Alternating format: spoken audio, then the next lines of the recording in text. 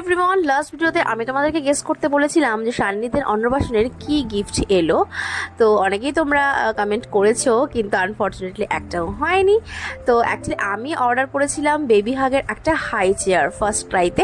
আর first ক্রাইতে আমি আগে অনেকবার পারচেস করেছি, কিন্তু এত ফার্স্ট ডেলিভারি হবে আমি ভাবতেও পারিনি। অ্যাকচুয়ালি এই গিফটটা কিন্তু পাঠিয়েছে আমারই ছোট পিসি, মানে সান্নিধ্যের ছোট দিদাই। আর এটা ভীষণই আমার কাজে লাগবে, কারণ ও যেহেতু এখন সলিড স্টার্ট করে দিয়েছে। আর ঘুরে ঘুরে খাওয়ানোর থেকে এক জায়গায় বাচ্চাকে বসে খাওয়ানোর অভ্যাস করাটা আই থিঙ্ক বেটার।